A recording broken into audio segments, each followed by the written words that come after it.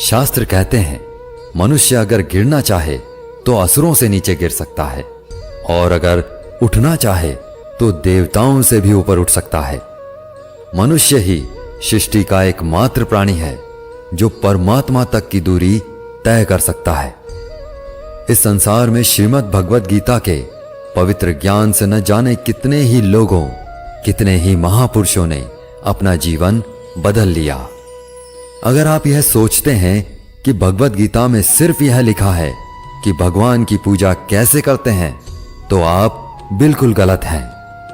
क्योंकि भगवद गीता सिर्फ एक किताब या एक धार्मिक ग्रंथ मात्र नहीं है, बल्कि इसमें वो पवित्र ज्ञान है, वो नॉलेज है जो इस पृथ्वी पर जितने भी लोग जन्म लेकर आते हैं उनको यह सिखाता है कि इस जीवन का असली मतलब क्या है या जीवन का असली मकसद क्या है।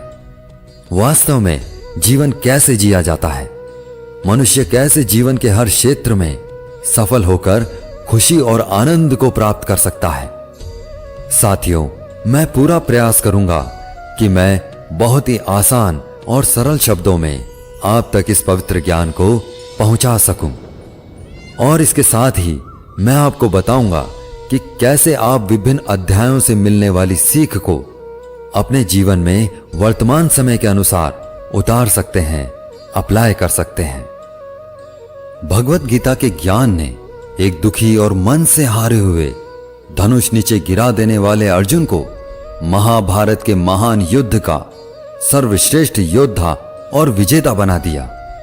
अगर आप भी अपने जीवन में किसी मकसद को लेकर आगे बढ़ रहे हैं तो मेरा यकीन मानिए कि आप भी अपनी जिंदगी की समस्याओं के जंग के मैदान के अर्जुन हो, और इसीलिए अपने जीवन की हर समस्या के समाधान के लिए इस पवित्र गीता ज्ञान को जानना आपके लिए बहुत ही आवश्यक है।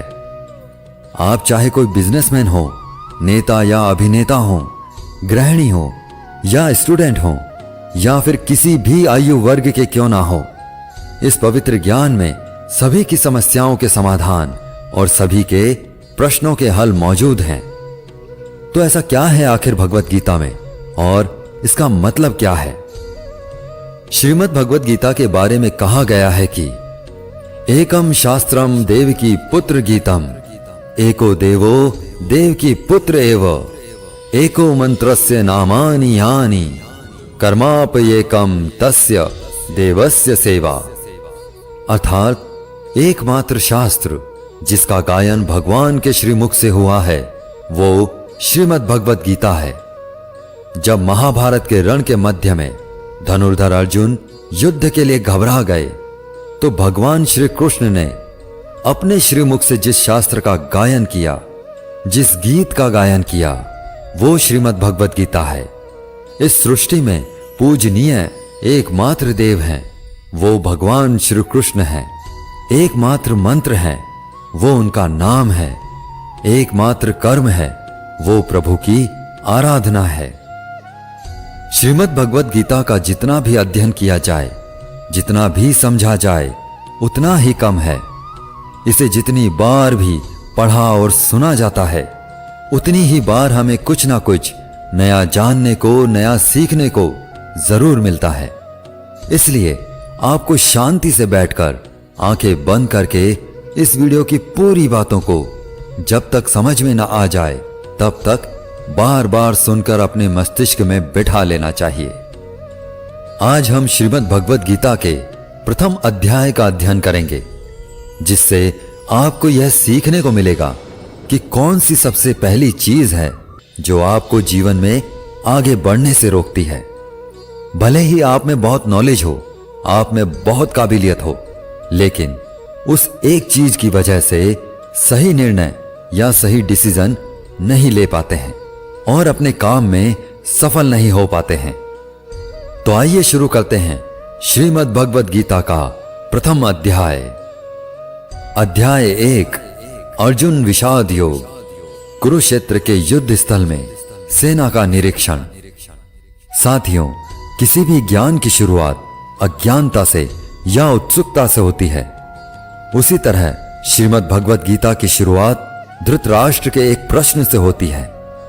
धृतराष्ट्र जो कि अज्ञानता का प्रतीक है, अज्ञान रूपी धृतराष्ट्र जिसे सत्य मालूम है, जिसे मालूम है कि संसार का एकमात्र सत्य परमात्मा है, लेकिन वो अपने पुत्र के मोह में अंधा होकर जीवन जीता रहता है। सबको मालूम है कि धृतराष्ट्र जन्म से अंधे थे। उन्होंने महाभारत के युद्ध को देखा, लेकिन कैसे देखा? उन्होंने संजय की दृष्टि से देखा। श्रीमद् भगवद गीता के प्रथम अध्याय के प्रथम श्लोक में धृतराष्ट्र कहते हैं, धर्म क्षेत्रे कुरुक्षेत्रे समवेता युयुत्सवः मामकाः पांडवाश्चैव किम कुर्वत संजय। अर्थात हे संजय, धर्म भूमि कुरुक्षेत्र में युद्ध की इच्छा से एकत्र हुए मेरे और पांडु के पुत्रों ने क्या किया? जैसा कि मैंने बताया कि धृतराष्ट्र अज्ञानता का प्रतीक हैं और संजय प्रतीक हैं संयम के, धैर्य के। जो अज्ञान है वह मन के अंदर है। अज्ञान से जो मन ढक चुका है वह धृतराष्ट्र है, लेकिन वह संयम रूपी संजय के माध्यम से देखता है, सुनता है, समझता है और जानने की कोशिश करता है कि सही रास्ता आखिर है क्या। ये वो है जिसका जब तक पुत्र जीवित रहेगा, यानी कि मोह रूपी दुर्योधन जीवित रहेगा, इसकी दृष्टि हमेशा विकारों पर रहेगी, हमेशा कौरवों पर रहेगी। श्रीमद् भगवद गीता के प्रथम अध्याय के प्रथम भाग में महाभारत के कैरेक्टर्स की बात हो रही है। यहां पर किरदारों की बात हो रही है। कौन सा महारथी जो है वो जाकर शंख बजा रहा है, कौन सा महारथी जो है वो सेना के बारे में बता रहा है। चारों तरफ युद्ध शुरू करने के लिए शंखनाद हो रहे हैं। कौरवों में दुर्योधन बहुत खुश हो रहा था क्योंकि उसके पास बहुत ही बड़ी सेना थी। भीष्म पितामह थे, गुरु द्रोणाचार्य, गुरु कृपाचार्य और कर्ण जैसे बड़े बड़े योद्धा थे। पांडवों की सेना में अनुराग रूपी अर्जुन, भाव रूपी भीम, धर्म रूपी युधिष्ठिर सहित पांचों पांडव, भगवान श्री कृष्ण और अभिमन्यु आदि थे। यह युद्ध पूरी तरह पारिवारिक युद्ध था। पांडवों और कौरवों के लिए गुरु द्रोणाचार्य और कृपाचार्य दोनों एक ही थे, भीष्म भी एक ही थे। साथ ही साथ पांडव और कौरव खुद भी आपस में चचेरे भाई थे, लेकिन हर कोई जीतने के इरादे से रणभूमि में आया हुआ था। इस अध्याय के 15वें श्लोक में संजय धृतराष्ट्र को बताते हैं कि पांचजन्यम ऋषिकेशो देवदत्त धनंजयः पौंड्रम दधमौ महाशंखम भीमकर्मा व्रकोदरः। अर्थात ऋषिकेश ने अपना पांचजन्य शंख बजाया, अर्जुन ने देवदत्त शंख बजाया तथा अति भोजी और अति मानवीय कार्य करने वाले भीम ने पौंड्र नामक भयंकर शंख बजाया। इस श्लोक में भगवान श्री कृष्ण को ऋषिकेश कहकर संबोधित किया गया है क्योंकि वे ही समस्त इंद्रियों के स्वामी हैं। सारे जीव उनके भिन्न अंश हैं, अतः जीवों की इंद्रियां भी उनकी इंद्रियों के अंश हैं। भगवान समस्त जीवों के हृदय में स्थित होकर उनकी इंद्रियों को निर्देशित करते हैं।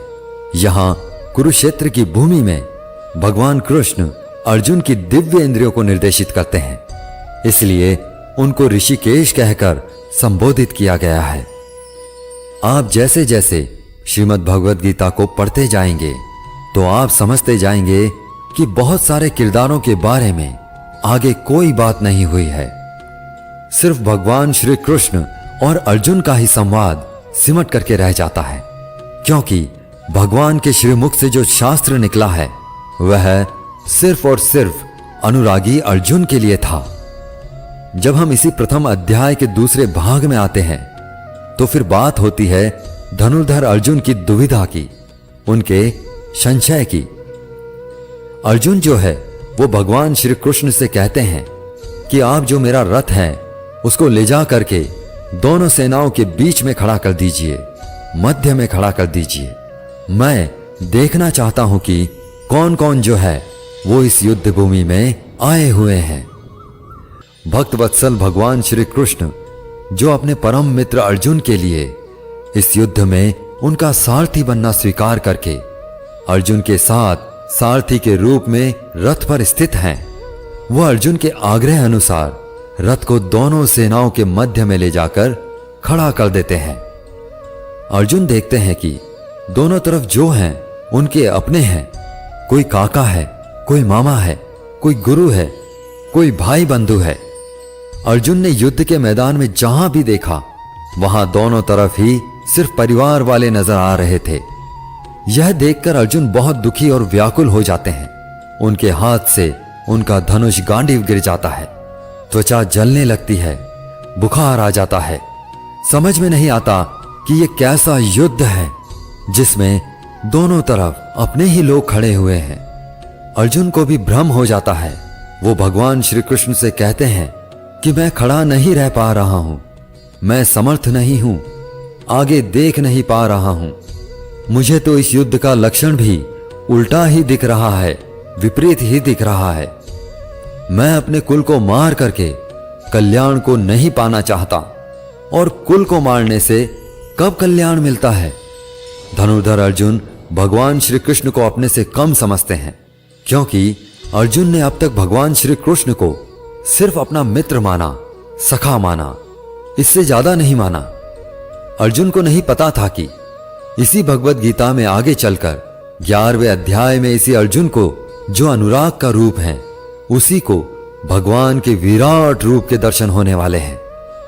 धनुर्धर अर्जुन जो है वो अपनी तरफ से तरह तरह के तर्क देते हैं कि कैसे भी मैं इस युद्ध से वापस चला जाऊं या इस युद्ध को टाल दिया जाए, लेकिन यह युद्ध अब टाला नहीं जा सकता था।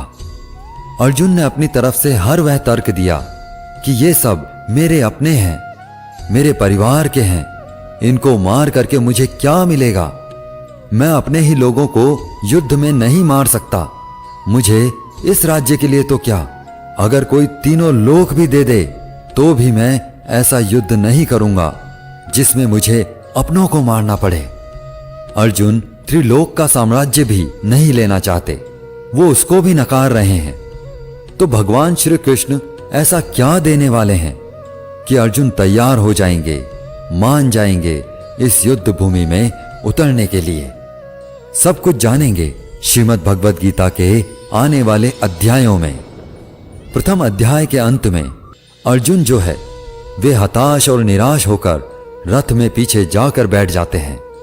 अर्जुन को उस पूरी सेना के निरीक्षण में अपनी फैमिली दिखाई देती है, परिवार दिखाई देता है जिनको मारना है।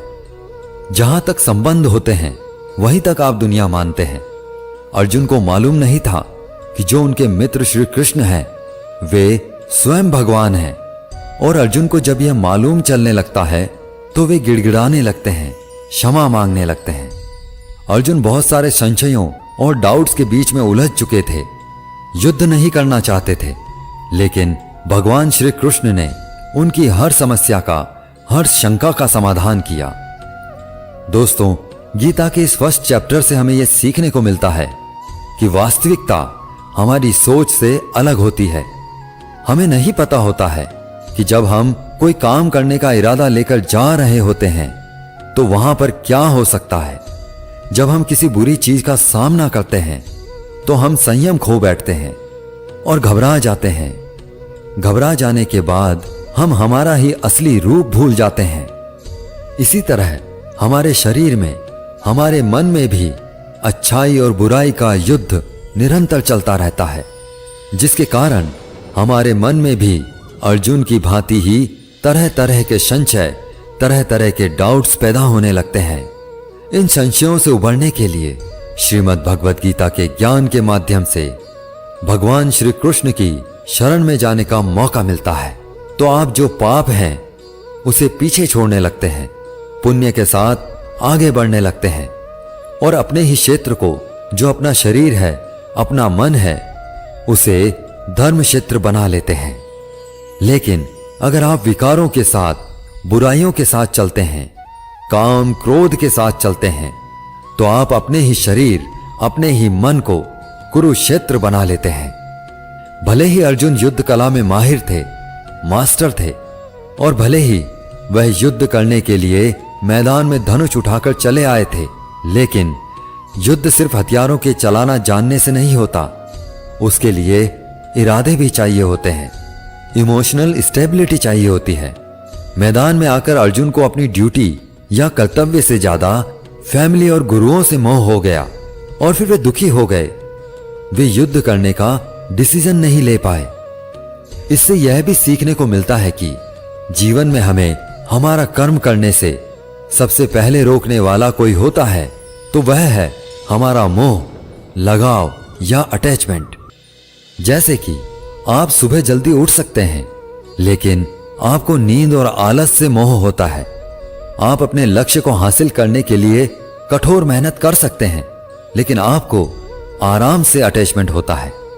अर्जुन एक क्षत्रिय थे और युद्ध करना ही उनका काम था, और वे युद्ध करने में बहुत अच्छी तरह से ट्रेंड भी थे, लेकिन वे मोह में आकर, अटैचमेंट में आकर अपना कर्म भूल गए। इसलिए अगर लाइफ में आपको चुनौतियों से लड़ना है तो आपको अपने अटैचमेंट को सैक्रिफाइस करना आना चाहिए। दोस्तों, इसको आप इस तरह भी समझ सकते हो। मान लो आप किसी से बहुत प्रेम करते हो, लेकिन वह मनुष्य आपके प्रेम की कदर नहीं करता।